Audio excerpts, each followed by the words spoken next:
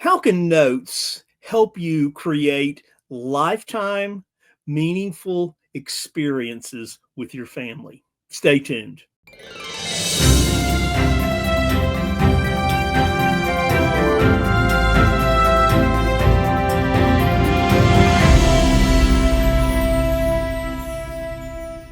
All right. Well, welcome to this week's edition of Note School TV, episode, what is it? 255.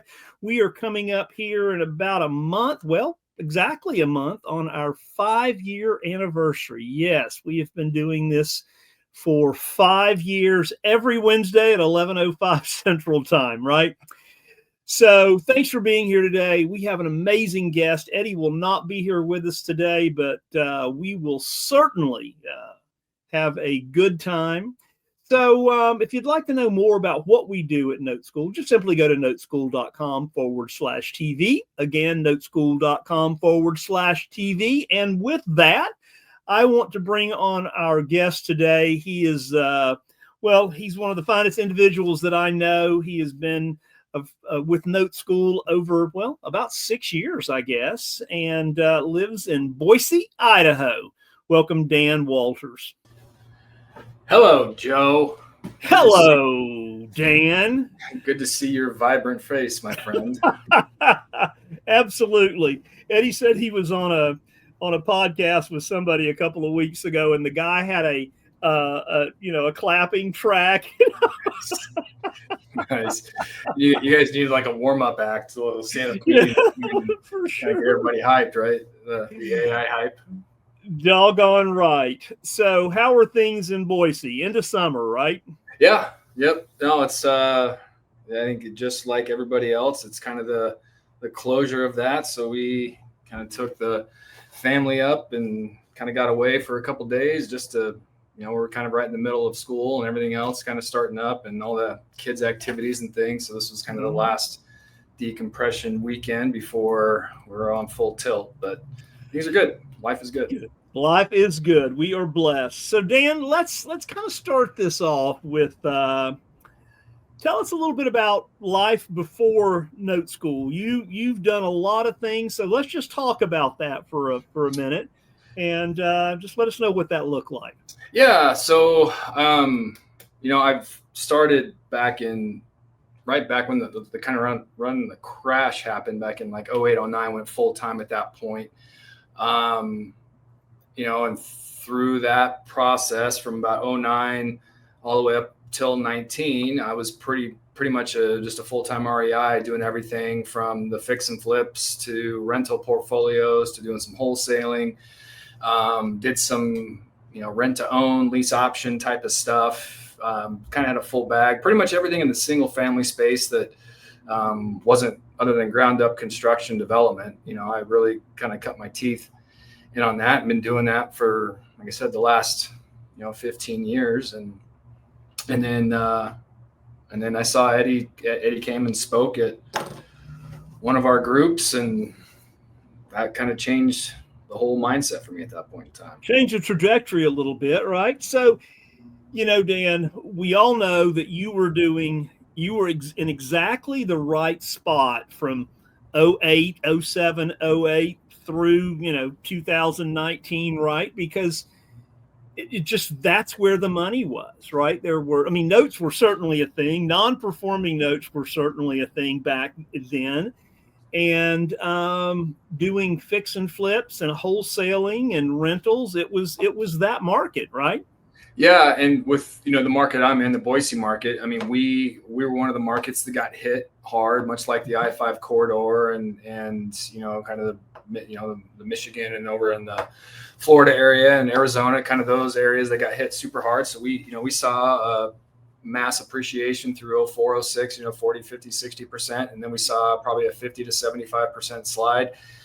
So, yeah, it was getting started. It was at that point in time, we didn't really know how much of a gold mine it really was. Cause like I said, you don't know what you don't know when you're starting, but yeah, we had a ton of opportunity there and, to kind of go through that and then see the appreciation move over the years, as through 19, just seeing that grow year over year over year, and kind of really truly see that full cycle happen from hitting the bottom, or actually kind of being in right at the crescendo of when things just started to crash, seeing that happen, and then kind of riding through that wave, and then on that uptick. But yeah, that buying period from that 09-10 range up until 18-19 was certainly a golden era for sure.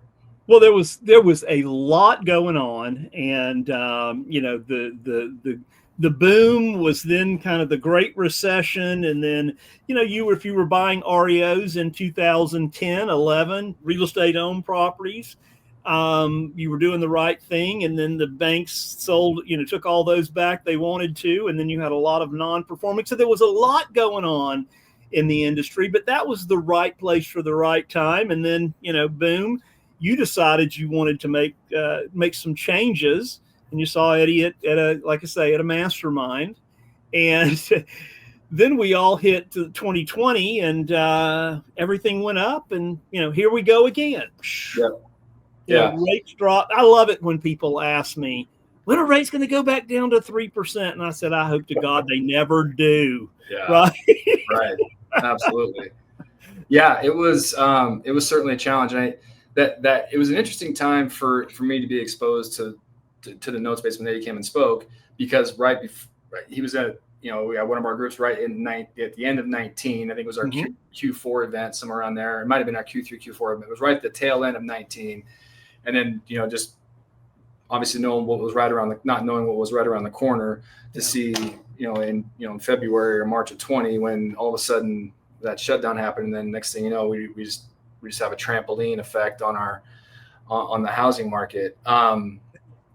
But for me, from a mindset standpoint, I think it was always something that was there for me. I love the real estate space. However, there was something inside of me that was always fighting against the fix and flips and the wholesale, because it's just a lot of work. I mean, which is fine, but at the same time, when you're younger and this and that, but I knew kind of getting to where I was in this stage of my life, there was this next chapter, and kind of looking at that, in the real estate space on the property side, it's, there's nothing really truly passive about it, for as much as people want to believe. Yeah. Even people that maybe have a W-2 job and buy a bunch of rental properties, they offload to maybe a property management company. So it kind of is passive for them, but then there's, that property management's that middleman. But at the same time, do you have a great property management company that's doing it correctly and keeping you separated from it? But 19 was that pivotal point for me, where I was like really seeking something that was passive, truly passive,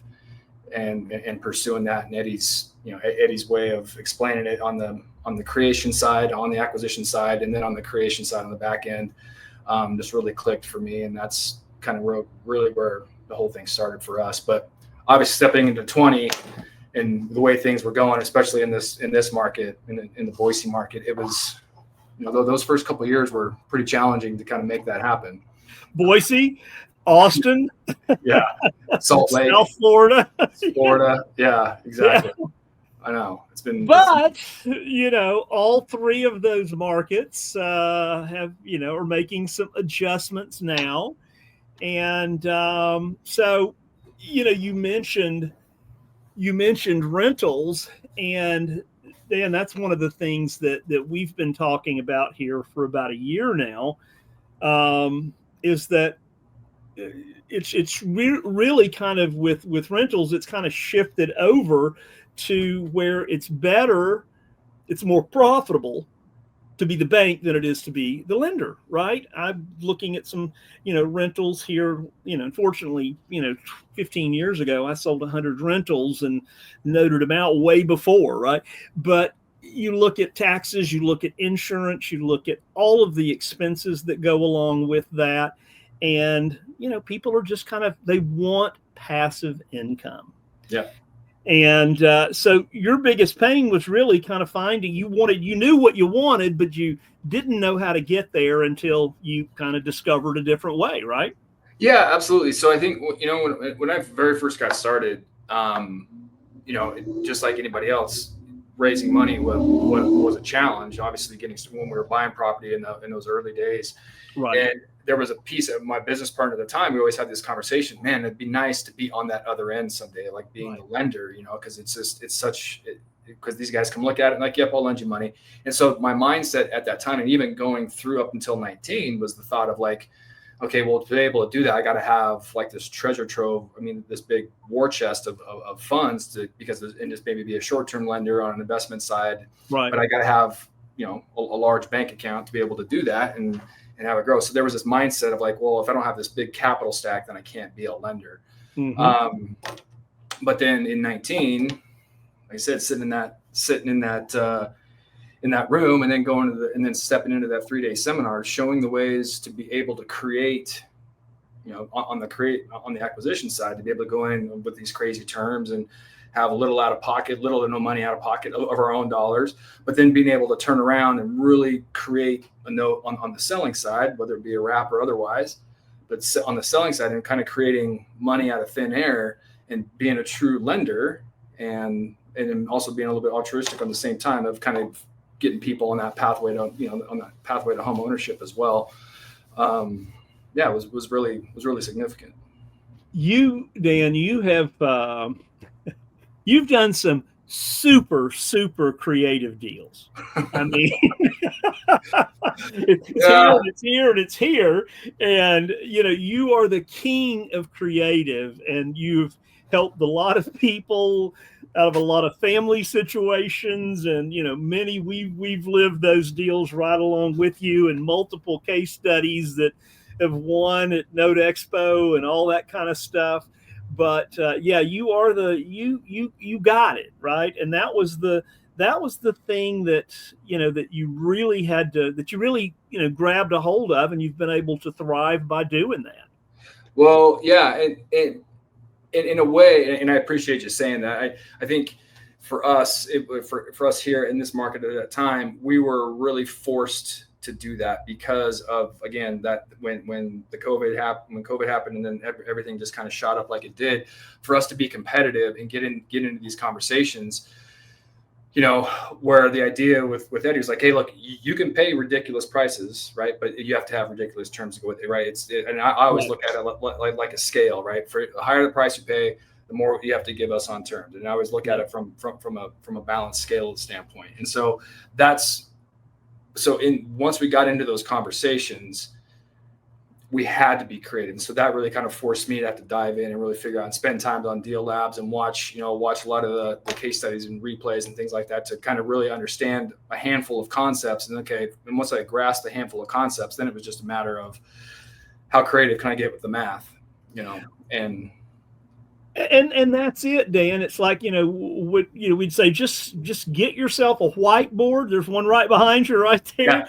And you just got to kind of start tracking the numbers and say, okay, if I did this and I did this. Most people don't have that. A lot of people don't have the ability to map that out in their mind and then take it from there and put it down and then execute it. But you grab that and, you grabbed it and ran with it, and you've done very well with it. So, so what was kind of the first win you have? I think I remember which house it was, but no, I can remember it really vividly. I mean, and like I said, it's been we've had it on some case studies, sometimes, but yeah, it was this. And it wasn't too far off. I came out of that 3-day seminar.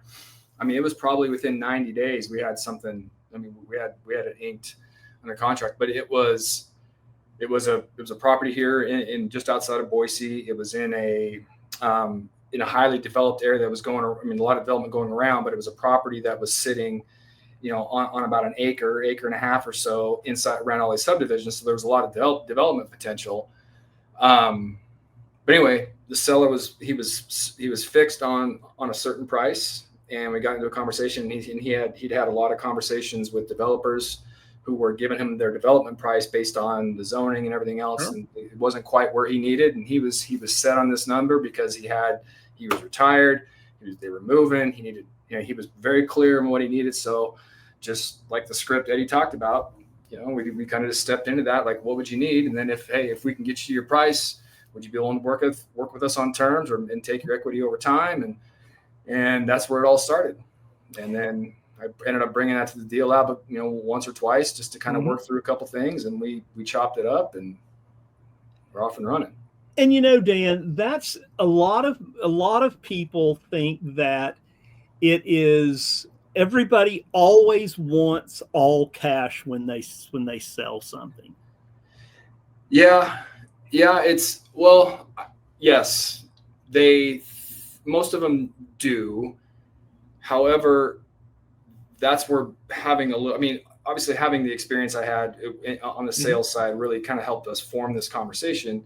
Right. And it's more of just being an education piece as well. I always look at our businesses. We're more of a solution specialist than we are like a real estate investor. We're there to offer solutions and have different buckets and where they can fit based on their emotional needs and kind of what's the right path for them based off of deeper conversations and really drawing that out. But yeah, and I think the reason why people are initially thinking that way or feel that way, they don't know any different, right? Well, yeah, exactly, because it's unconventional to them, right? It's an unconventional method that they're used to, and especially on companies like mine and thousands of real estate investors across the nation. That's what we advertise. We buy houses as is, cash, close in 7 days, that kind of thing.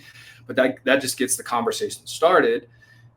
And then we build the rapport and the relationship, and then you find out, go a little bit deeper, and then you realize, okay, well, the cash offer doesn't fit in this bucket. And for some people, like the cash offer is not going to.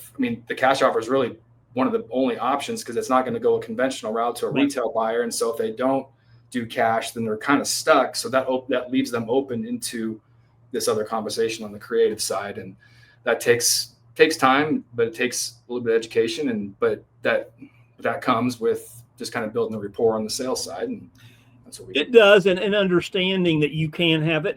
What I tell people today, it all starts with a conversation, right? Yeah. It all starts with a conversation, and you listening and keying in. You don't need to say a whole lot. Just let them talk, right? Just let the sellers talk.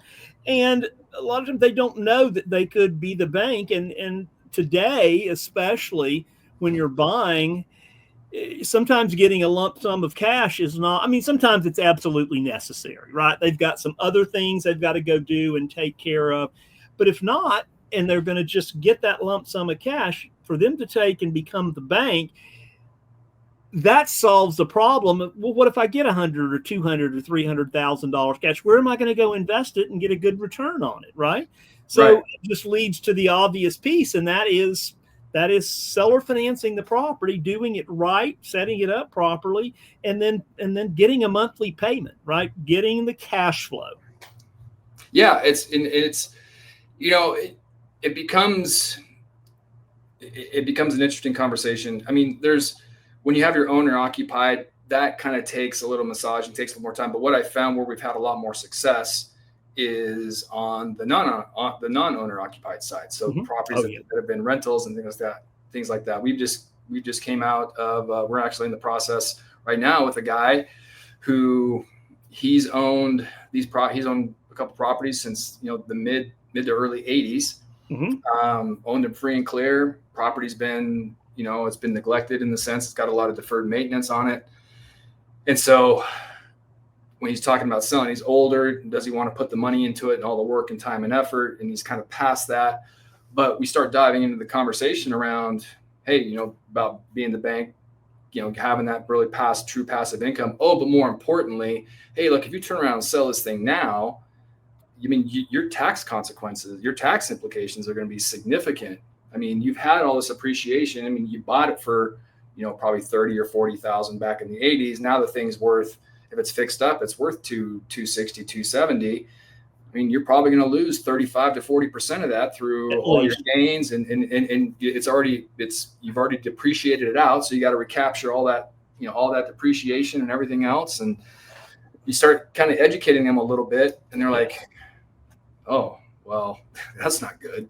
Was this the guy that I still talk about this story as being the most burnout landlord I've ever seen. And the guy that had, as people moved out or, left, vacated, he just didn't rent them anymore. Right. He said, I just don't want to be I don't want to be a Yeah, actually, yeah, it's not this guy, but what he had 7 duplexes that have been vacant since like 2012 or something. It was something crazy. But yeah, well, that still baffled me to this day. I don't even know if he's sold, but no, it's not that guy. it's not that, but there, you know what? There are guys like that in every city in the United States, Yep. right? They've done this. They want something different. They don't know how to get that.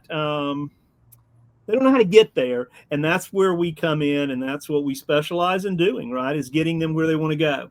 Yep. So just asking the right questions. Absolutely. Yep. So, what's something you would say to somebody that was thinking about kind of doing this, shifting their business, pivoting their business, however you want to say it? What would you say to them, Dan? Yeah. Well, so for me, I'm kind of the all in, all or nothing. So I think when I very first started, I was just like, I'm sold, I'm in, I'm going all in. And when I realized, after you have this machine for about 10, 15 years, you're kind of used to things operating. And sometimes it's not like just flipping off a switch, and it's more like turning a battleship, right? Or an aircraft carrier kind of thing. So, and just having the success that I had right out the gate it sold me on it and really wanting to go all in with it. But at the same time, I think you realize that there's a lot of nuance to this game, to this side of it as well. So I would say that, for anybody that's just looking to get into it, find a community, which, the biggest piece to my success, get right out of the gate, was just being a part of this, having access to Eddie and the deal labs, and having to be able to have those conversations, but also being around people that are of like mind and just they're of support, and giving you the resources, but more importantly, preventing you from making the mistakes that could set you back tens of thousands, if not hundreds of thousands of dollars and years of frustration and experience. I mean, just all the potholes, right? Like we kind of talk about missing the potholes that can like just beat you up and beat you to death and cost you a bunch of money and heartache. So that would be the piece of it, is just get into a community that understands and can educate you and can kind of give you guidance through the process, because you can only get so much on YouTube. You can only get so much through books, right? But it's good to have the interaction inside of a community where you can call somebody up, or you can get onto a deal lab and present your actual case and just have talk through everything. It's huge. Yeah. It is. We love the way that we're able to teach it, and and Eddie's the master at that, right? My old saying is, the note business is a business that you do the work once and you get paid for a long time. And I really like that a lot. Yep. So Dan, to wrap this up, tell us about your why. That was kind of part of the teaser there, right? Tell us a little bit about your why and why you do what you do. Yeah, I think, as a business owner and as an entrepreneur, it's easy for us to be just so into our work, but at the same time going to work there's purpose, there's driving, all that stuff. But for me, as I've been in this business, like I said, for 15, 16 years now, getting to this stage in life, kids are getting older. I mean, it's great to go to work, but at the same time, it's having the ability to kind of pull back a little bit and really kind of go create experiences, but still being able to run a business without having to be present in like the brick and mortar place all the time. So for me, it's being able to have the freedom. I think what all of us are attaining for, right? It's that financial freedom to kind of make and pursue the passions that we truly want. So for me, it's just about creating experiences with my family, with my kids, being able to kind of get back and coach. I love coaching. I love coaching football. Love being a part of that. Got aspirations, possibly here as the kids get older, to kind of pursue that, a little bit to kind of fill my cup. But for me, it's really that. And I think it's more about trying to truly being able to run a business from a laptop kind of thing. And then that's, anywhere in the world. And I haven't gotten there yet, but I'm inspired by people that are doing it, especially on this side. And I think the note space really gives us that opportunity where it is truly passive versus on the property side. There's just so many more moving parts and things that just have to be in place and involved for things to go smoothly. On the note side, I believe that it's just spreadsheets and math and just working with a handful of people and vendors to kind of put pieces together and, off and run. So that's the pursuit. Dan, and just, me, my kids being grown, it happens very quickly. So you're on the right track. Yeah. Right. Yep. Stay there, stay focused on that. So Dan, I appreciate you. I appreciate your friendship and bringing to the table what you always do. I know you've got a busy rest of your week there, going to do some traveling. So thanks so much for taking time today to share with us, to share with our listeners out there. And, we hope to see you soon, brother. You will. No, it's always great to see you, Joe. Great to converse with you. So always here to help and look forward to, connecting as soon as we can. All right. Thanks so much. So there you have it, guys. Another episode of Note School TV in the books, right, as they say. So if you want to know more about what we do at Note School, just simply go to noteschool.com/TV, noteschool.com/TV, and let's have a conversation about where you may fit in the Note School community. Thanks so much. We will see you next week, same place, same time. Take care.